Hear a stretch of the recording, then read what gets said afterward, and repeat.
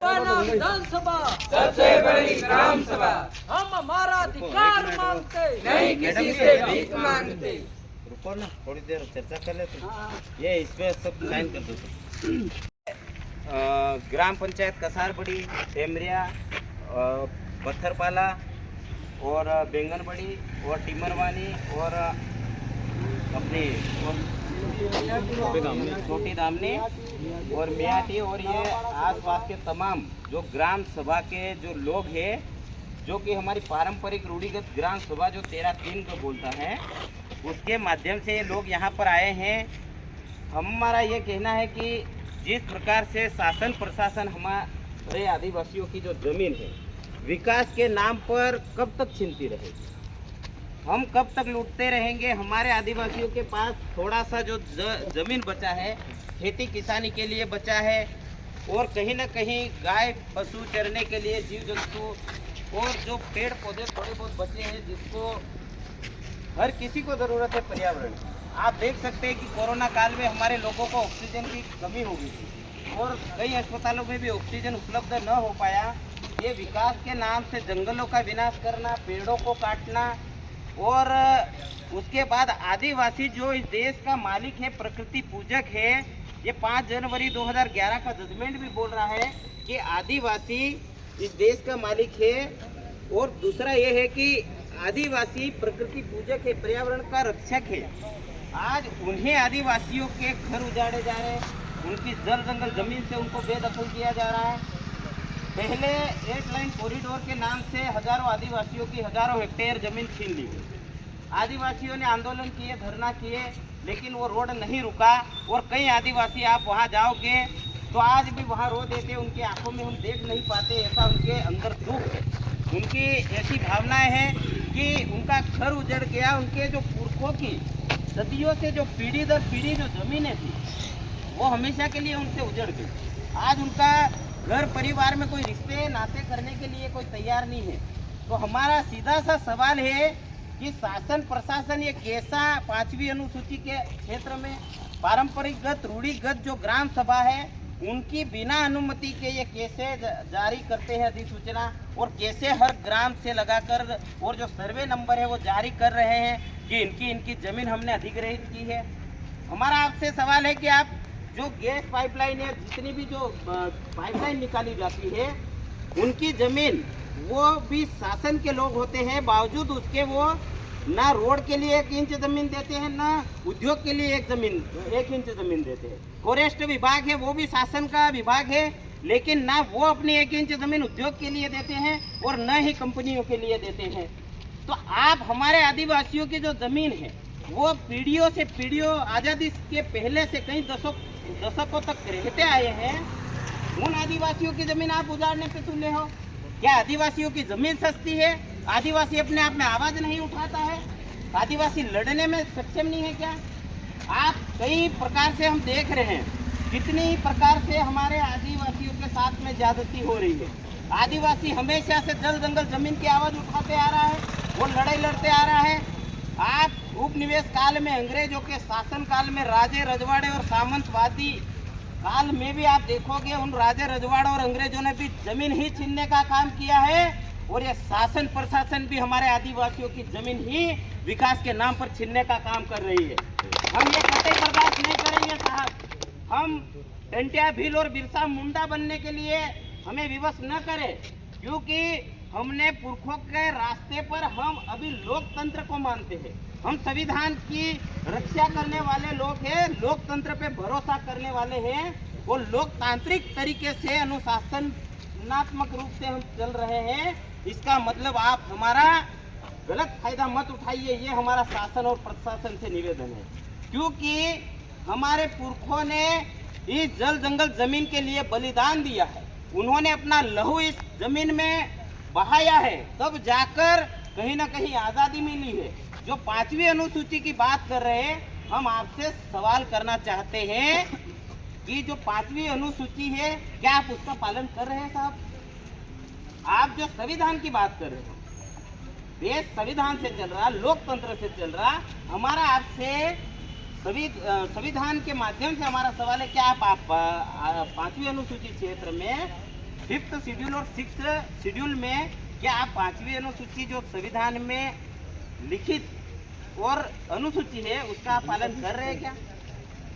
जो ग्राम सभा 13(3) का रूढ़िगत ग्राम सभा जिसको हम बोलते हैं पारंपरिक, एक जो आपने सरपंच बना के आप सरपंच से सील साइन करवा के वो लिखित में आप एनओसी ले लेते हो, वो ग्राम सभा एक अलग होती है साहब। लेकिन जो हमारे ये पटेल बा है, ये पटेल बा जब इनको लग रहा है कि हमारे गांव की जमीन जा रही है तो ये पूरे गांव को बिठा के पूछेंगे कि क्या करना है, हमारी जमीन जा रही है, हमको विकास करवाना कि नहीं करवाना, हमारे यहाँ से रोड निकलने देना कि नहीं देना, हमारे यहाँ उद्योग स्थापित करने देना कि नहीं करने देना, हमारे यहाँ स्कूल या हॉस्पिटल या कुछ भी बनेगा तो वो पटेल तड़वी हमारे गांव के वरिष्ठ और पूरी पंचायत के लोग वहाँ उपस्थित होकर वो बात करेंगे, बैठेंगे और चर्चा करेंगे। उसके बाद ही वो जब सहमति देंगे तब जाके वो ठहराव प्रस्ताव बना के देंगे, तब जाके वो सहमति होती है। क्या आपने ऐसा किया है कि पटेल तड़वी और जितने भी ग्राम आ रहे हैं, बेटलावद ब्लॉक के 8 से 9 जो पंचायतें आ रही है और उनकी जमीन जा रही है, हमारा सवाल है कि क्या आप उन सभी लोगों से पूछा क्या आपने, या आपने ऐसे ग्राम सभा बिठा के जो आप लोगों से पूछा गया आपकी जमीन गई तो रोड में या उद्योग या किसी भी प्रकार से आपकी जमीन छीनी जाती है तो आपसे पूछा जाता है क्या? नहीं पूछा जाता। पटेल बा आपसे कभी ग्राम सभा जो 13(3) का जो रूढ़िगत ग्राम सभा है उसका आपको कभी पूछा गया? ये जो रोड में जमीन जा रही है इसका आपको पता है क्या? तो साहब फिर कैसे आप जमीन अधिग्रहण कर रहे हैं? हमारे जो पुरखों की जो जमीन है हम ऐसे कैसे दे दे? आपको फॉरेस्ट विभाग वाला 1 इंच जमीन नहीं दे रहा, आपको गैस लाइन जो निकली हुई है कसारबड़ी में जो बहुत पहले उद्योग स्थापित किया वहाँ आज भी गैस पाइपलाइन के ऊपर रोड नहीं बन सका। राजोग जो सिटी है, मार्केट है, वहाँ पे एक व्यक्ति ने रोड रुकवा दिया, आज तक वो रोड नहीं बना। 8 लाइन में हमारे आदिवासी भाई ने केवल पट्टे वाली छोड़ा अतिक्रमण की जो जमीन थी जो उन्होंने कब्जा कर रखा था, उनका मकान था, उनका आम का पेड़ था, ये अपने रनी के पास खवासा के पास, उन्होंने आपत्ति दर्ज करवाया। आपत्ति दर्ज करने के बाद कोर्ट का दरवाजा खटखटाया, सब दूर रोड बन गया, लेकिन जो 8 लाइन के बीच में जो पौधे लगाने की जमीन थी वो वहां से नहीं हटा पाए। क्यों भाई? इसका हमें जवाब दीजिए। आखिर में जब तक उनका निर्णय नहीं हुआ और कोर्ट ने आदेश नहीं किया तब तक वो नहीं हटा पाए। हमारा आपसे यही निवेदन है कि जो हमारी 5वीं अनुसूची, जो हमारा 13(3) का रूढ़िगत ग्राम सभा है, उसकी बिना अनुमति के आप 1 इंच भी जमीन हमारी नहीं ले सकते। और आदिवासियों को विवश और मजबूर न समझे साहब। ये झाबुआ जिला है, ये पूरा 5वीं अनुसूची का जिला है, 5वीं अनुसूची क्षेत्र में आता है और आपको 5वीं अनुसूची मालूम होना चाहिए। और अगर ना हो तो हम कलेक्टर साहिबा को भी बोलते हैं कि ये जो लिख के लाए हैं हम, ये आप इन ग्रामवासियों के सामने और प्रशासन और शासन और मीडिया के सामने बोल रहे हैं, एक बार इसको आप ध्यान से पढ़ लीजिएगा पूरा, उसके बाद आपका कोई डिसीजन और निर्णय लीजिएगा, ये हम आपसे कहना चाहते हैं। दूसरा हमारा एक शिकायत है, कलेक्टर मैडम आज तक कई प्रकार से संगठनों के माध्यम से या आदिवासियों की तमाम समस्याएं होती है, आज तक ना कभी ज्ञापन लेने आए हैं, ना आवेदन निवेदन सुनने आए हैं। तो हमारा सवाल ये है कि कलेक्टर साहिबा वास्तव में आदिवासियों के हित के लिए, उनकी समस्याओं को सुनने के लिए यहाँ पर आए हैं या कुछ पूंजीपतियों और उद्योगपतियों को यहाँ स्थापित करने के लिए यहाँ पर आए? ये हमारा सवाल है। आप सर थोड़ा परिचय दीजिए। आप नायब तहसीलदार, वो कलेक्टर साहिबा कहाँ पर है? तो सर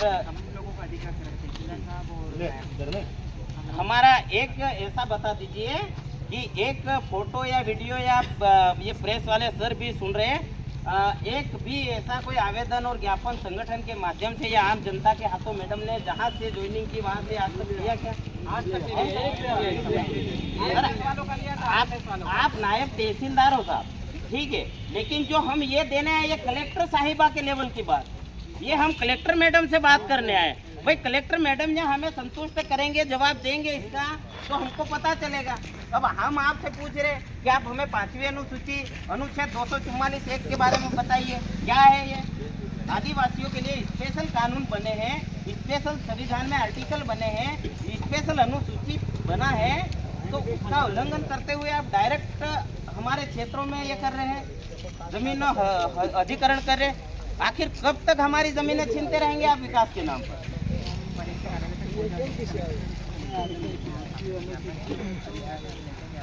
नहीं, आप तो पहुंचा देंगे सर, हम एक चपरासी को भी देंगे ना, वो भी पहुंचा देंगे। वो पहुंचाने में कोई बड़ी बात नहीं है, पहुंचाने में तो एक चपरासी होता वो भी, पर हमारी जो वास्तविक मूल समस्या जिला कलेक्टर, जो जिला न्यायाधीश है, अगर उनको ये लोग उनकी समस्या और उनका दुखड़ा नहीं सुनाएंगे तो किसको सुनाएंगे? अब आप उस लेवल के जो हम आवेदन बना के लाए, उस लेवल के अधिकारी के वो नहीं है। अब ये कलेक्टर मैडम के हिसाब से हम बना के लाए थे। अब कलेक्टर मैडम से ये लोग बात करना चाहते थे कि हमारी जमीन जा रही है, उसको कैसे बचाएंगे। आप तो बोल रहे हैं कि ये आवेदन जो जजमेंट आए कि आप उनका उल्लंघन क्यों कर रहे हो? हमारा सर ये चेतावनी समझिए या फिर आप उलगुलान करेंगे साहब। हम यहाँ अनिश्चित धरना बैठेंगे यहीं पे कलेक्टर कार्यालय पे। अगर हमारे आदिवासी समाज का कोई, चाहे झापा जिले के किसी भी कोने में सर, अगर हमारे आदिवासियों की जमीन छीनने का काम, चाहे विकास के नाम पे आपको विकास करना है तो आप किसी सामान्य क्षेत्र में जाइए। आपने सारंगी क्षेत्र, चाहे कोई सी भी सिटी या मार्केट देखी है, आप बिना सिटी को तोड़े, बिना उसको हटाए आप दूसरी जगह से आप रोड निकाल रहे हो, कंपनियां दूसरे क्षेत्र में डाल रहे हो, तो मालवा में आपको इतना खर्च करने की जरूरत नहीं पड़ेगा। सीधा सब एकदम समतल भूमि मिल जाएगी, मालवा में जाके उद्योग लगाइए ना। वो लोग अगर आपको दे देते तो उनकी जमीन लीजिए। और हम कोई अतिक्रमण की तो ठीक है, जो हमारी निजी जमीन है, पट्टे वाली जमीन है, उनका हम वो जमीन आप हमसे छीन रहे हैं, तो हमारा समाज जाएगा कहाँ से? और सरकार को केवल आदिवासी की जमीन देखनी है। एक ग्राम सभा के माध्यम से कितने दिन में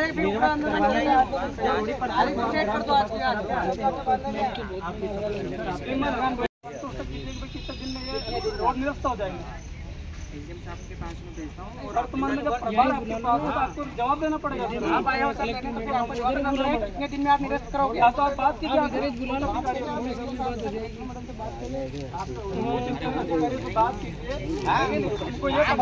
न देकर हम कोई कितने दिन में आप निरस्त करोगे? समय मांग लो।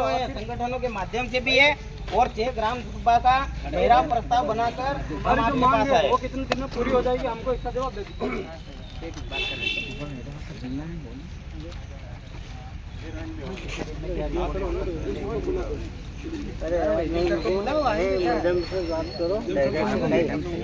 अरे एजेंट सर तो होंगे। अरे कहीं बैठे हो तो शाम तक बैठे रहेंगे सर। आ जाओ, कहीं नहीं हम बैठे हैं।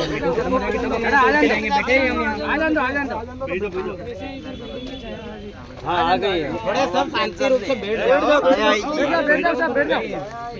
ये जो रोड है ये कब तक निरस्त हो जाएगा, ये हमको लिखित में दे दीजिए।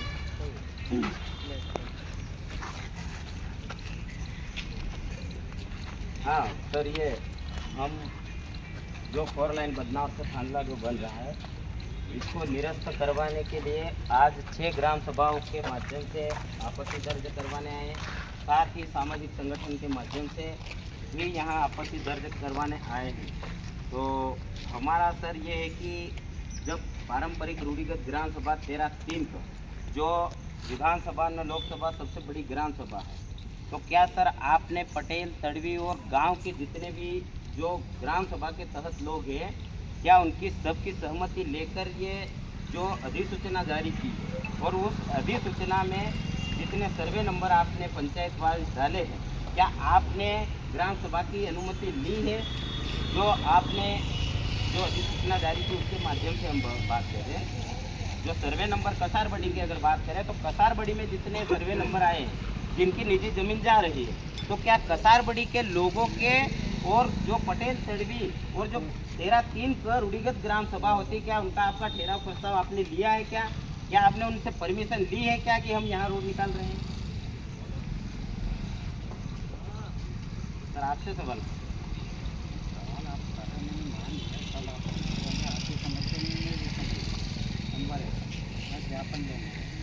आपका ज्ञापन भाई वीडियो जाएगा, वीडियो वहाँ से पता होगा।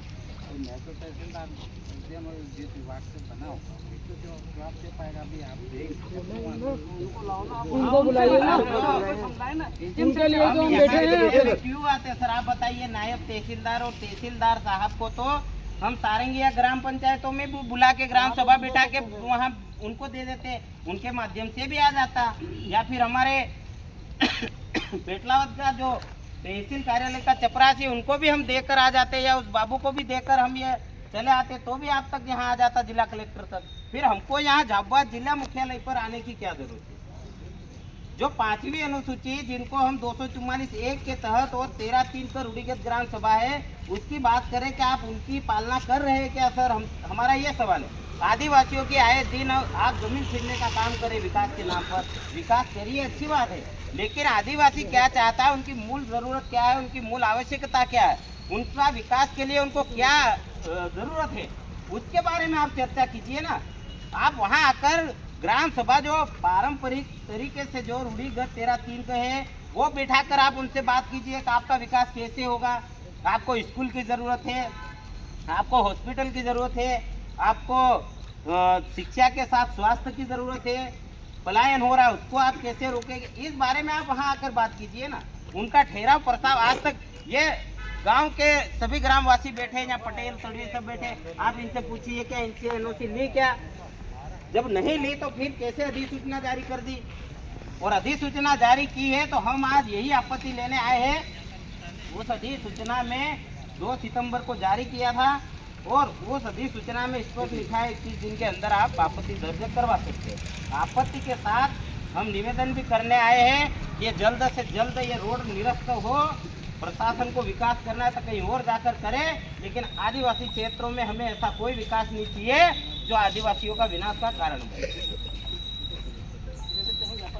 ठीक,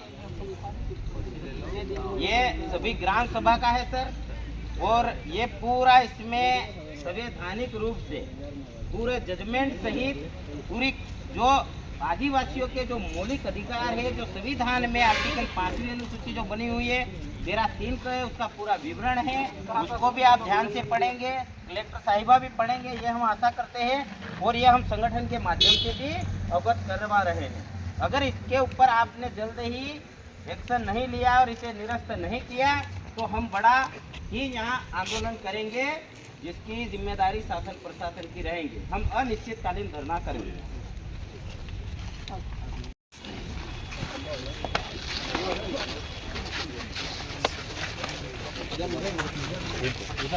सर आप आगे एक जना जाओ, ये तीनों